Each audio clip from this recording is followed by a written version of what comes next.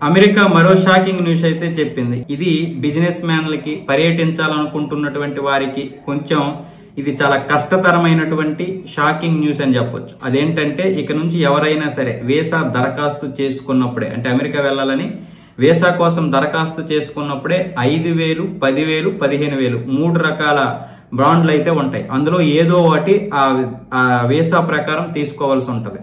ఈ బాండ్లని వాళ్ళు $5,000, $15,000, $10,000 ఇస్తారు కదా. ఇది మనం అమెరికాలో పర్యటించిన తర్వాత మళ్ళీ మనకి ఇచ్చేస్తారు. ఇది అంటే సెక్యూరిటీ కోసం దీన్ని పెట్టారు. కానీ అమెరికాలో గనక వాళ్ళ నిబంధనలకు అనుగుణంగా నడుచుకోకపోతే ఈ బాండ్లు తిరిగి ఇవ్వరు.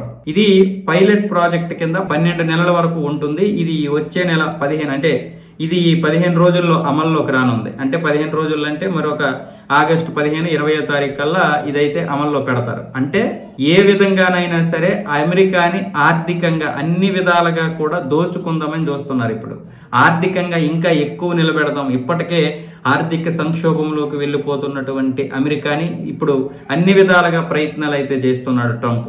ఏ ఒక్క రూపాయిని కూడా విడిచిపెట్టడం లేదు, ఎవరి మీద జాలి దయ చూపించడం లేదు. చివరికి ఈ బయటికి స్వచ్ఛంద సంస్థలకు ఇచ్చినటువంటి డబ్బు కూడా పూర్తిగా ఇప్పుడు ప్రపంచ దేశాలకు ఇవ్వకుండా మొత్తం అట్టే పెట్టేసుకున్నాడు. దానివల్ల $150 బిలియన్ ఏవో సేవ్ అయ్యాయని చెప్తున్నారు. కానీ మరి అగ్రరాజ్యం అని చెప్పుకోవడం ఎందుకు? ఇవన్నీ చేసి అగ్రరాజ్యం, ఇంకా ప్రపంచాన్ని శాసించే రాజ్యం అని చెప్పుకున్నారు. కానీ ఇప్పుడు ఇవన్నీ తీసేసిన తర్వాత కూడా ఇంకా మేమే అగ్రరాజ్యం, మేమేం చెప్తే అదే వినాలి అన్న పోకడలకి పోవలసిన అవసరం ఏముంది? ప్రపంచంలో ఎన్నో దేశాలు ఉన్నాయి, 196, అందులో నీదొక దేశం అంతే. ఇంకా ఎవడూ నీ మాట వినే పరిస్థితి ఇప్పుడు ఉండదు. ఇలాంటి పరిస్థితుల వల్ల అమెరికాకి ఏదో పెద్ద లాభం చేకూరుతుంది అనుకోవచ్చు, కానీ చాలా మంది వేరే వేరే దేశాలకు కూడా వెళ్ళిపోయే అవకాశాలు ఉంటాయి.